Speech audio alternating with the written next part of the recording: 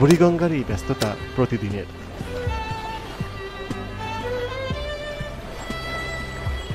1610 সালে এই নদীর উপকণ্ঠে গড়ে উঠেছিল বাংলাদেশের রাজধানী শহর ঢাকা।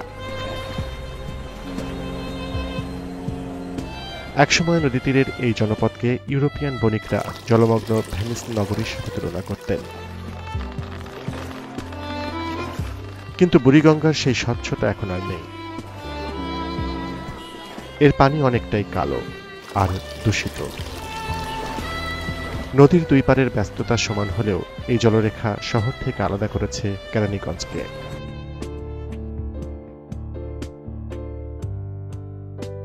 কেরানীগঞ্জ উপজেলার রোহিতপুর ইউনিয়নের পোড়াহাতি গ্রাম।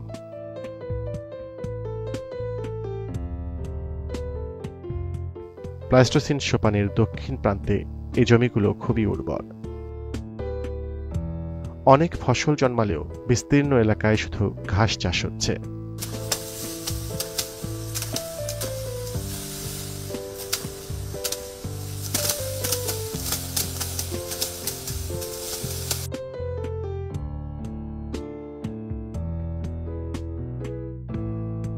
ঘাস কাটার এই ব্যস্ততা এখানকার একটি খামারকে ঘিরে।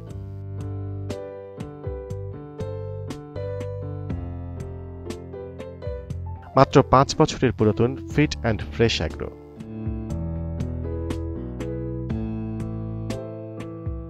কৃষি বাংলাদেশের একটি অন্যতম খাত।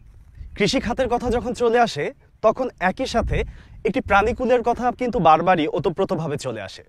প্রিয় দর্শক, এই প্রাণীকুল শুধু প্রাণীজ আমিষই নয়, আরও বিভিন্নভাবে কৃষির সাথে জড়িত। আপনারা হয়তো বুঝতেই পারছেন যে কৃষিক্ষেত্রের কোন প্রাণীকুলের কথা বলছি এবং যে মাঠে আমি দাঁড়িয়ে আছি এগুলো হচ্ছে তাদের খাবার। প্রিয় দর্শক, একদমই আপনাদের সামনে পরিষ্কার যে আমরা গরু নিয়ে কথা বলবো এবং এ কারণেই আমরা চলে এসেছি ফিট অ্যান্ড ফ্রেশ এগ্রোতে।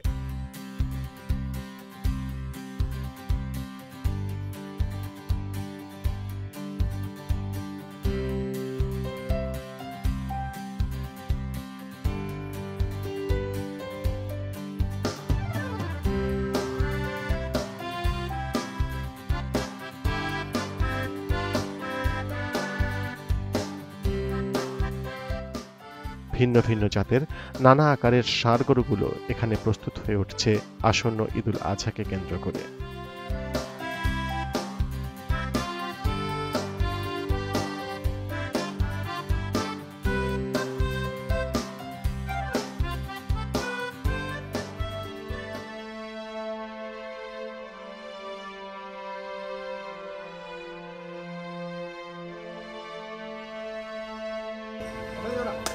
মোহাম্মদ আকবর আলম উপল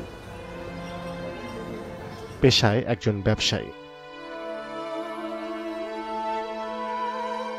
পাশাপাশি পশুপালন তার শখ। এই শখকেও বাণিজ্যিক রূপ দিয়েছেন।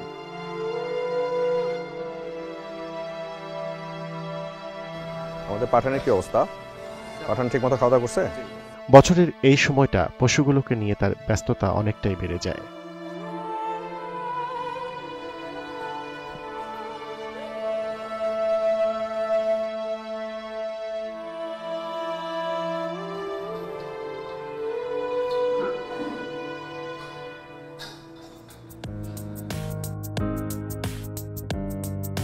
আমি খামার স্টার্ট করেছিলাম প্রায় 2016 লাস্টে।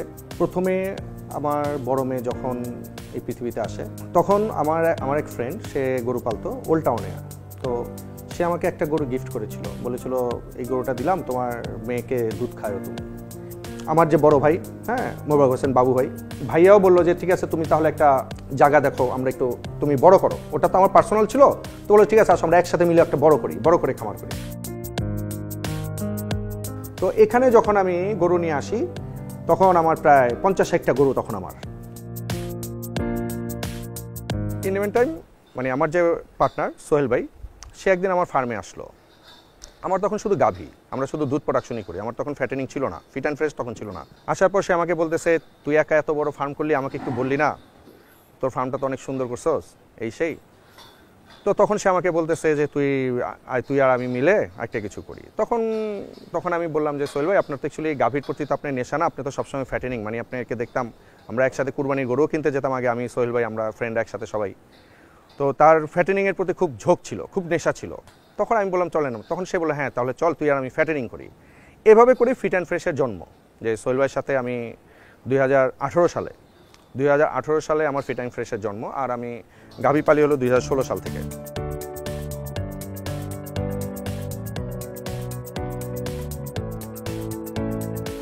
এ ধরনের একটি খামার গড়ে তুলতে এর পেছনে অনেক শ্রম দিতে হয়েছে। সেই সাথে একটি সচল ব্যবসাকে লাভজনক করে এগিয়ে নিতে তার পেছনে রয়েছে অনেক কৌশল ও সুষ্ঠু ব্যবস্থাপনার প্রয়োগ।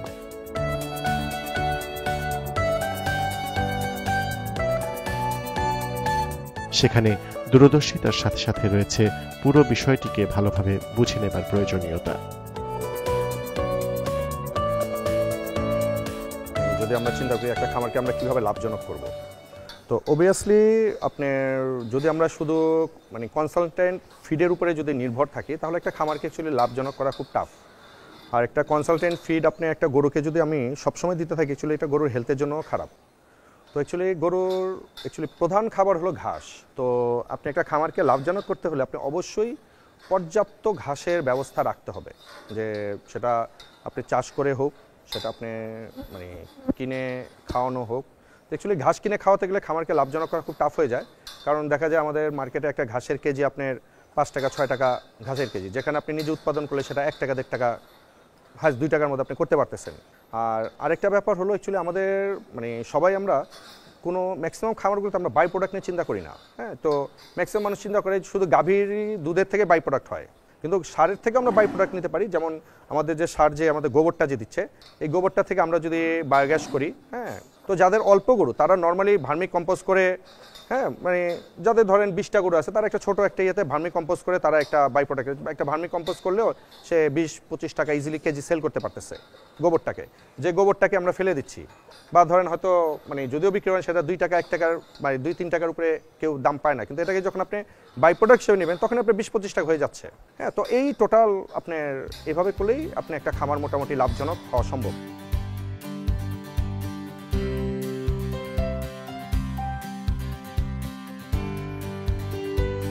প্রতিটি সফলতার সাথে থাকে এক একটি স্বপ্ন।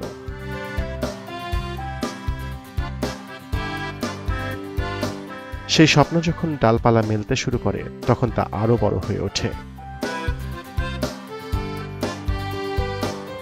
স্বপ্ন যত বড় হয়, বাস্তবতা তখন সন্নিকটে আসতে শুরু করে। আমাদের এই পাশ আর এই পাশে এখানে আমাদের নিজস্ব খামারের জন্ম হয়, প্রায় 38টা বাচ্চা আছে। তো এখানে কোনো আমাদের কেনা গরু নাই। এরা এই খামারে জন্মাইছে, কারো বয়স 3.5 বছর, কারো বয়স 3 বছর, কারো বয়স 2.5 বছর। হ্যাঁ, এইরকম বয়সের গরু, মানে অ্যারাউন্ড 2 বছরের উপরে সবই এখানে যা আছে, 2 বছরের উপরে বয়স সব। তো আমি যখন 2019 সালে যখন আমরা ফার্স্ট ফ্যাটেনিং গরু বিক্রি করি, তখন আমার খামারের জন্ম হওয়া বাচ্চা আমরা 2টা বিক্রি করেছিলাম।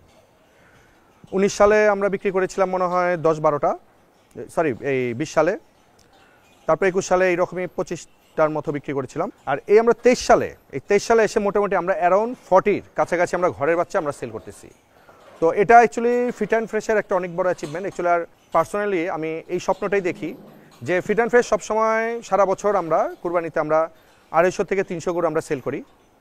তো মানে এই 250 থেকে 300 গরুই আমরা হয়তো আর 2-3 বছর পর সব গরুই খামারের জন্ম হওয়া বাচ্চা থাকবে। এর মধ্যে ব্রাহ্মা থাকবে, এর মধ্যে ব্রাহ্মা ক্রস থাকবে, এর মধ্যে শাহিওয়াল থাকবে, এর মধ্যে ফিজিয়ান থাকবে।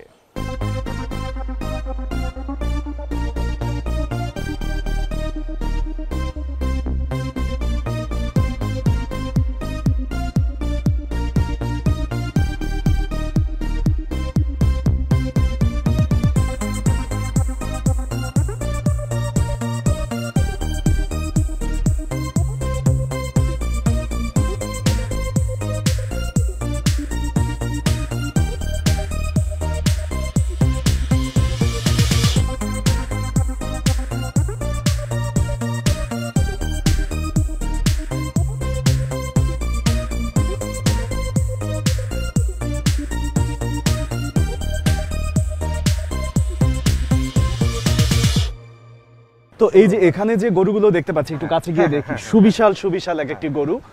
এগুলো কোন প্রজাতির? এগুলো সব ফ্রিজিয়ান। এখানে হলো আপনার 4টা আছে ফ্রিজিয়ান, আচ্ছা। আর 4টা আছে আমাদের শাহিওয়াল দেশাল ক্যাটাগরি। আচ্ছা, এই যে 1 2 3 4 যে ব্ল্যাক কালারের 4টা আমরা দেখতে পাচ্ছি, এই 4টা হচ্ছে ফ্রিজিয়ান। এই 4টা হলো ফ্রিজিয়ান। আর পরেরগুলো? পরেগুলো আপনার যেমন এই আমার রেড ফ্রিজিয়ানের পরে যেটা আছে এটা হলো ব্রাহ্মা ক্রস, আচ্ছা গরু। হ্যাঁ, আর ওর পরেরটা হলো আপনার শাহিওয়াল। আচ্ছা। আর ওর পরেরটাও আপনার শাহিওয়াল। আচ্ছা, মানে এগুলো ক্রস শাহিওয়াল। ক্রস শাহিওয়াল বলতে আর কি, শাহিওয়াল তো আপনার এত বড় হয় না, যখন এর সাথে ধরেন একটু ব্রাহ্মা বা ফ্রিজিয়ান একটা ব্লাড লাইন থাকে তখন এগুলো অনেক বড় হয়। আচ্ছা আচ্ছা। আর ফিট অ্যান্ড ফ্রেশের একটা বড় একটা যেটা আমাদের প্লাস সেটা আমরা ওই মানে খুব অল্প সময় গরু পেলে আমরা বিক্রি করি না, কারণ আমরা ধরেন একটা গরুকে 1.5 বছর 2 বছর, হ্যাঁ 1 বছর, এইভাবে মিনিমাম 1 বছর একটা দীর্ঘমেয়াদী প্রক্রিয়ার মধ্যে দিয়ে কারণ আপনারা অ্যাকচুয়ালি আপনি fit and fresh as a brand. হ্যাঁ, তো অ্যাকচুয়ালি আপনি আমার কাছ থেকে গরুটা কেন কিনবে, একটা কাস্টমার কেন কিনবে? কারণ সে একটা আস্থার জায়গা। এই আস্থার জায়গাটা তৈরি করতে একটা গরুকে প্রায় 1 থেকে 1.5 বছর লাগে। এক্ষেত্রে মনে হয় খাবারের ব্যাপারটা খুবই গুরুত্বপূর্ণ একটা বিষয়। অবশ্যই খাবারের ব্যাপার অবশ্যই গুরুত্বপূর্ণ। 20 সালের পর থেকে অ্যাকচুয়ালি এই খাবারের যে প্রসেসটা, হ্যাঁ এই প্রসেসটা আমি নিজের একটা তৈরি করেছি। দিনাজপুরে আমি একটা ফ্যাক্টরি করেছি, যেখানে আমার এই যে গরুর মোটামুটি 80% খাবার আমার ওখান থেকে আমার প্রডিউস হয়, হয়তো 20% খাবারটা আমি বাইরে থেকে কিনি। আচ্ছা, এক্ষেত্রে আমার মনে আরো একটি প্রশ্ন আসলো, যেটি হচ্ছে স্বাভাবিক গরুর ক্ষেত্রে বা অন্যান্য গরুর ক্ষেত্রে একরকম, কিন্তু ফ্যাটেনিং তো একটি বিশেষ বিষয়। জি অবশ্যই। ফ্যাটেনিং এর ক্ষেত্রে যে আপনি যে খাবারগুলোর কথা বলছেন সেগুলোর পরিমাপ, অনুপাত বা উপাদান সবকিছুর মধ্যে একটা পরিবর্তন লক্ষ্য করা যেতেই পারে। অবশ্যই। তো এক্ষেত্রে এই পরিমাপগুলো আমি একটু জানতে চাই, এবং একই সাথে আরো একটি প্রশ্ন আপনার কাছে রাখতে চাই, যে আপনি ঘাসও উৎপাদন করছেন, সেগুলোও খাওয়াচ্ছেন। ঘাস এবং এ ধরনের দানাদার খাবার, এই দুটোর মধ্যে যদি পার্থক্য করি, সেক্ষেত্রে কোনটি থেকে বেশি লাভবান হওয়া যাচ্ছে?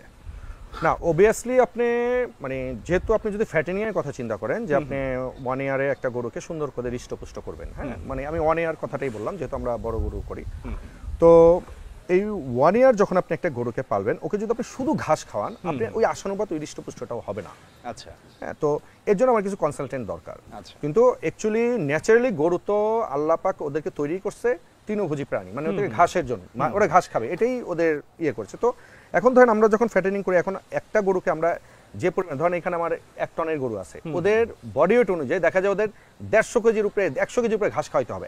100 কেজি ঘাস তো খেতে পারবে না, মানে ওর যে বডির যে কন্ডিশনটা। তো তখন কি হয় যে ঠিক আছে, আমরা 100 কেজির জায়গায় ওকে 40 কেজি ঘাস দিচ্ছি, বাকি যে 60 কেজি যে ঘাস অনুপাতে যে ওর কনসালটেন্টটা দরকার, যে ওর মানে মেগাজুলের যে হিসাবটা আছে বা যে ওই হিসাবে যেটা, সেটা আমরা কনসালটেন্টে ফুলফিল করতেছি।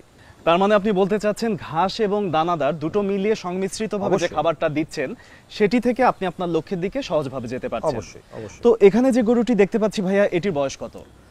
আমরা যে গরুটার সামনে দাঁড়িয়ে আছি, এটা একটা ব্রাহ্মা ক্রস। আচ্ছা। তো এই গরুটার মানে যদি আমরা বলি, ও নতুন 4 দাঁত, মানে ও এখনো 2 দাঁতের আছে, 4 দাঁত মাত্র উঠতেছে। তো আপনি দেখেন, একটা 2 দাঁত কমপ্লিট হয়ে মাত্র 4 দাঁত উঠতেছে, ওর বয়স সর্বোচ্চ গেলে আপনার ধরেন 3 বছর আচ্ছা হবে না এখনো। হ্যাঁ, তো হয়তো 2.5 বছর দেখে একদমই বোঝা সেটা উপায় নেই। 3 বছর, around 3 বছর কাছাকাছি। তো 3 বছর কমপ্লিট, 36 মাস কমপ্লিট হবে না ওর। আচ্ছা। তো এই গরুটার ওয়েট হলো 770 কেজি। 770 কেজি, মাশাআল্লাহ। তো এই গরুটা যদি ও যখন প্রপার এইজে যাবে, হ্যাঁ যখন ওর বয়স যখন 4 থেকে 4.5 বছর হবে, তখন আশা করি ও 1000 কেজি ক্রস থাকবে। বাহ। এই 770 কেজির দাম কেমন হবে? এটা যেহেতু একটা পটেনশিয়াল গরু, মানে সামনের বছর যেহেতু 1 টনের একটা দেশাল একটা তৈরি হবে ও, তো অ্যাকচুয়ালি এর জন্য মানে ওকে আমরা এবার মানে 10 লাখ টাকা হলে ওকে আমরা সেল করব। আচ্ছা, পিছনে আমি 1 টনেরও গরু দেখেছি, এবং সামনেও মনে হয় 1 টনের। এই যে সামনের দুটো গরু একটু জাস্ট আমি কথা বলে তারপর পিছনে যাচ্ছি। হ্যাঁ, তো এই যে ধরেন এই গরুটা কিন্তু আপনি ধরেন এও কাছাকাছি এরকমই 760-70 কেজি ওয়েট ওর, হ্যাঁ অ্যারাউন্ড 800 কাছাকাছি। ও কিন্তু 6 দাঁত। আচ্ছা আচ্ছা। ওর বয়স আপনি ধরেন এখন অ্যারাউন্ড প্রায় 4 বছরের কাছাকাছি, হয়তো মোটামুটি একটা ম্যাচুরিটির দিকে যাচ্ছে। হ্যাঁ, ফুল ম্যাচুরিটির দিকেই ও আছে। তো এই গরুটা কিন্তু আমি নেক্সট টাইম কিন্তু 1 টন হবে না। আচ্ছা, 1 টন হবে। আচ্ছা। তো যে কারণেই দেখেন একই ওয়েটের গরু, ওকে আমি 10 লাখ চাচ্ছি, তো ওকে আমি 8 লাখ হলে সেল করে দিব। আচ্ছা, এবং ওই যে সামনে ওটাও সেম, ওটাও ধরেন আপনি 760-70 কেজির মতো আছে, 760 কেজি মনে হয় খুব সম্ভবত। তো ও এরকমই 6 দাঁত। আচ্ছা, তো ওকে এরকমই আমরা ধরেন 8 লাখ চাচ্ছি। আচ্ছা, তো হয়তো কাস্টমার আসলে হয়তো কিছু করতে পারবো। আচ্ছা, ওর পরেই আমার যে গরুটার দিকে চোখ গেলে একদমই অন্যরকম, এরকম গরু আসলে দেখাটা খুব রেয়ার। এটা ফিট অ্যান্ড ফ্রেশের অ্যাকচুয়ালি বলতে পারেন আমাদের গর্ব। আচ্ছা, ওকে আমি প্রায় 3 বছর ধরে আমি পালতেছি, আমার ফার্মেও 3 বছর ধরে আছে। আচ্ছা। তো এই পর্যন্ত আমাদের বাংলাদেশে মানে আমি খামার করার পর থেকে যে বাংলাদেশে যে গভর্নমেন্টের যে শোগুলো হয়েছে যে আপনার প্রাণী সম্পদ প্রযোজনী যে এগুলো হয়েছে আল্লাহর রহমতে ও প্রত্যেকটা ইয়েতে যে ফার্স্ট প্রাইজ নিয়ে আসছে। বাহ। ওর দেখেন অ্যাকচুয়াল বক্সার হেড বলতে আমরা যা বুঝি একদম পুরো হ্যাঁ, চার কোনা বক্সের আপনি মতো। কুকুরের বক্সার আছে, কুকুর 5 ফেজ আছে, এটাকে আমরা 5 ফেজ বলি। এই বক্সারটা মানে 5 ফেজ। হ্যাঁ, বিড়ালেরও হ্যাঁ আছে। বিড়ালেরও আছে। হ্যাঁ, তো আপনার প্রত্যেকটা প্রাণীরই আছে বক্সার হেড। ওর মতো বাংলাদেশে মানে সেকেন্ড এই মাথার একদম অরিজিনাল কোনো অথেস্টিক মাথা না, যে কোনো এমন না যে দেখেন ওর ঠোঁটের এখানে কেটে দাঁতটা বের হয়ে আছে, একদম। এমন না। যে ওর যে এই যে সামনের দিকের যে এই সামনের দিকের যে ওর চামড়ার যে ঠোঁটের উপরে যে এটা দেখেন সুন্দর করে নেমে আসছে নিচে, যেটা একটা 5 ফেজের মেইন ইয়ে।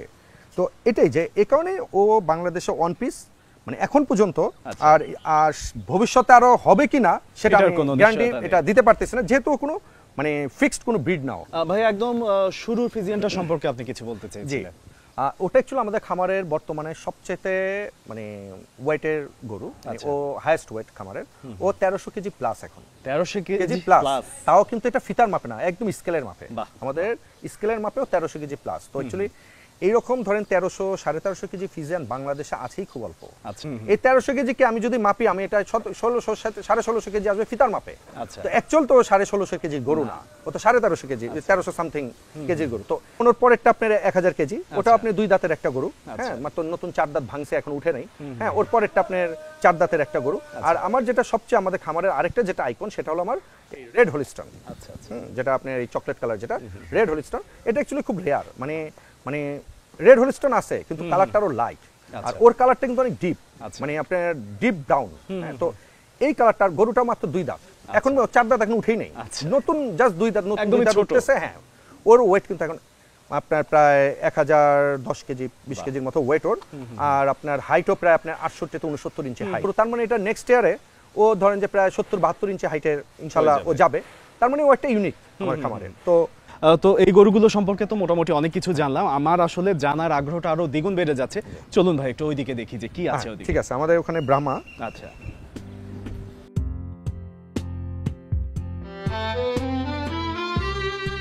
একটি ফ্যাটেনিং খামারকে লাভজনক করে গড়ে তুলতে অনেকগুলো বিষয়ই বেশ জরুরি। সবচেয়ে যে বিষয়টি নিয়ে ভাবতে হয় তা হলো জাত নির্বাচন।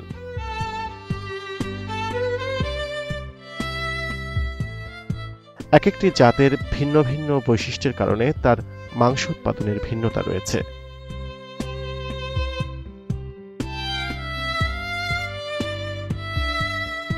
তাই কম সময়ে কম খরচে অধিক উৎপাদনশীল পশুটিই থাকে খামারির পছন্দের শীর্ষ তালিকায়। ভাই এখানে তো অনেক ছোট ছোট বাছুর একদম হেসে খেলে বেড়াচ্ছে। অ্যাকচুয়ালি এইগুলো আমার স্বপ্ন। ওরাই আপনার স্বপ্ন? ওরাই আমার স্বপ্ন, কারণ বাংলাদেশে একটা যে আমাদের ব্রাহ্মা ব্রিডটাকে যাতে আমাদের পোশাকটা না হয় হয় এইভাবে অনেকেই অনেক রকমভাবে করতেছে, কিন্তু অ্যাকচুয়ালি ওয়ার্ল্ডের মধ্যে এই ব্রিডটা অনেক ফেমাস একটা ব্রিড। হ্যাঁ, অনেক ফেমাস একটা ব্রিড বলতে যে খুব অল্প সময় এরা অনেক মাংস এদের হয়, অনেক হয় অ্যাজ এ আমাদের ব্রয়লার মুরগি। এখন ধরেন আমরা শুধু বলি যে মাংসের দাম কমাও, মাংসের দাম কমাও। এখন আমি আপনার 2-2.5 বছর একটা গরু পালার পর সেটা থেকে মাংস হারভেস্ট করতেছি 5 মণ মাংস। আর যেখানে আমি এই 2-2.5 বছরই একটা ব্রাহ্মা ক্রস বাচ্চা যদি আমি ওকে 2-2.5 বছর পালি, তাহলে দেখা যায় ওর থেকে মাংস হারভেস্ট করতে পারছি 12 থেকে 14 মণ মাংস। একমাত্র বাংলাদেশে যদি মাংসের দাম কমাতে হয় তাহলে ব্রাহ্মা ব্রিড ছাড়া কোনো অল্টারনেটিভ নেই এটা। ভাইয়া এখানে মোটামুটি কতগুলো ব্রাহ্মার বাচ্চা আছে?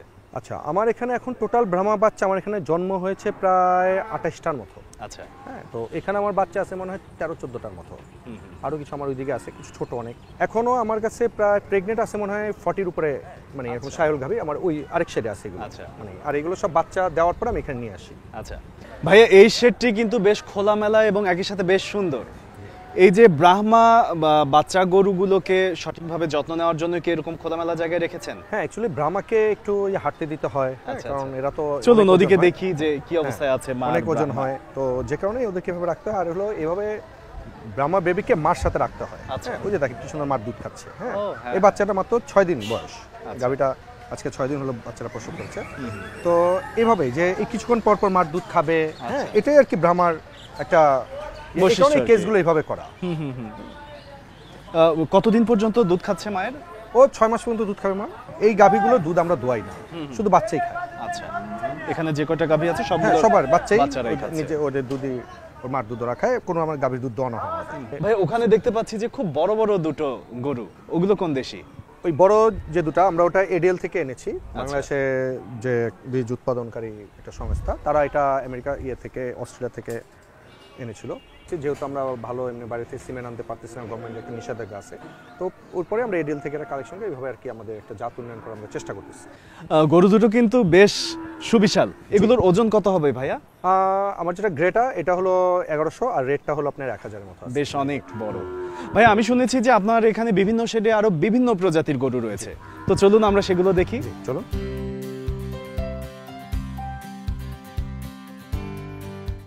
এই মীর কাদিমের হাসা গরুগুলো এদের নিজস্ব বৈশিষ্ট্যের কারণে অন্যরকম আকর্ষণ তৈরি করে।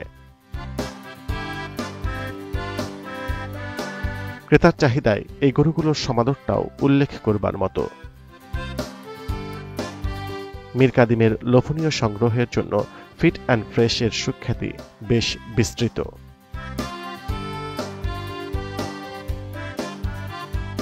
একসাথে এতগুলো হাসা গরু আসলে দেখে মনটা ভরে যাচ্ছে। ফিট অ্যান্ড ফ্রেশকে মানুষ চিনে অ্যাকচুয়ালি কোয়ালিটি, গরুর কোয়ালিটি আর হলো হাসা দিয়ে। তবে হাসা সম্পর্কে যদি একটু জানতে চাই যে ভাইয়া, বাজারে বিভিন্ন রঙের গরুর ব্যাপারে কিন্তু মানুষের একটা আলাদা আলাদা আগ্রহ থাকে, যে কেউ কালো পছন্দ করে, কেউ লালটা পছন্দ করে, কেউ কিন্তু সাদা, মানে সাদা গরু কিন্তু সবাই পছন্দ করে ওখানে। হ্যাঁ, মানে হাসা গরুটা হলো এমন যে অ্যাকচুয়ালি এটা যে গরু পছন্দ নাও করে তার কাছে এই গরুটা ভালো লাগে, কারণ একটা পিঙ্কিশ একটা গরু, বডিটা পুরো মানে পিঙ্ক কালার টাইপের, একদম সাদা। ওর নোজের ইয়েটা দেখেন ব্রাউন কালার। হ্যাঁ, সব গরু থাকে কালো, ওর থাকে ব্রাউন, শিংগুলো ব্রাউন। হ্যাঁ, মানে চোখের ইয়েটা সুন্দর একটা পিঙ্কিশ একটা ভাব। তো এই যে একটা সৌন্দর্য, মানে একটা মানে কিউটনেস, যে গরুর মধ্যে যে একটা সৌন্দর্যের ব্যাপার, সেটা হাসার মধ্যে পরিপূর্ণ। তো এই যে হাসা আপনি বিভিন্ন জায়গা থেকে সংগ্রহ করে আনছেন, একটা নির্দিষ্ট সময় পর্যন্ত পালন করছেন, তারপরে বাজারের চাহিদাটা কেমন? মাশাআল্লাহ, মানে হাসার চাহিদা মানে অনেক, কারণ অ্যাকচুয়ালি আমাদের ওল্ড টাউন বেজ যে কাস্টমারগুলো, মানে তারা তারা বংশ পরম্পরায় তার হাসা কুরবানি দিয়ে আসতেছে। মানে এমনও কিছু ফ্যামিলি আছে যারা বংশ পরম্পরা তার হাসা কুরবানি। এটা কি হাসার রঙের কারণে? হ্যাঁ, মানে জাস্ট সাদা গরু। এই যে হাসা বা অন্য বিভিন্ন প্রজাতির গরু আপনি পালন করছেন, একটা নির্দিষ্ট সময় পর্যন্ত বড় করছেন, তারপর বিক্রি করছেন, এই যে শুরু থেকে শেষ পর্যন্ত এখানে লাভের পরিমাণটা কিভাবে আসে, সেটি থেকে আপনি মানে খুশি, সন্তুষ্ট? অবভিয়াসলি বিজনেস আছে, কিন্তু সেটাকে সুন্দরভাবে যদি আপনি পরিচালনা করতে পারেন, আপনার মানে ওদের খাবার সম্পর্কে আপনি জানতে হবে, ওদের ট্রিটমেন্ট সম্পর্কে জানতে হবে। হ্যাঁ, ওদেরকে আপনি পারচেস করার ক্ষেত্রে মানে আপনি গরুর জাত চিনে পারচেস করতে হবে। আপনি একটা গরু 2-3 বছর পালতেছেন, ওর ওয়েট সর্বোচ্চ 300 কেজি হলো, তাহলে আপনি 2 বছর পেলে ওই গরুকে কখনোই লাভ করতে পারবেন না। তো এই জিনিসগুলো, আপনি একটা ছোট বাছুর কিনতেছেন, এটা আপনি আগেই জাতটাকে বুঝতে হবে, এই জাতটা যেমন 500-600 কেজিতে যাবে লাইভ ওয়েটে, তাহলে তো 2-2.5 বছর পেলে আপনি বেনিফিট নিতে পারবেন।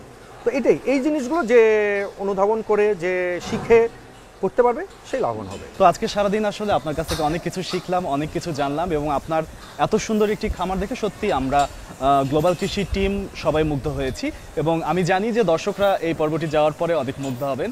তো আপনার জন্য আগাম শুভকামনা জানাচ্ছি, যে আরও ভালো কাটুক সব কিছু। আপনাকেও অসংখ্য ধন্যবাদ, প্লাস আপনার পুরো গ্লোবাল টিমকে, টিমকে আমার আমি ধন্যবাদ জানাচ্ছি, কারণ আপনারা সেই সকাল থেকে অক্লান্ত পরিশ্রম করে আজকে আমার ফার্মে শ্যুট করেছেন, করেছেন। তো অ্যাকচুয়ালি এই জন্য আপনাদের সবাইকে আমার মানে অন্তঃস্থ থেকে আমি ধন্যবাদ জানাই। কৃষি বিষয়ক আপনার যে কোনো সমস্যার সমাধান জানতে এবং আমাদের অনুষ্ঠান সম্পর্কে আপনার মতামত জানাতে লিখতে পারেন এই ঠিকানায়।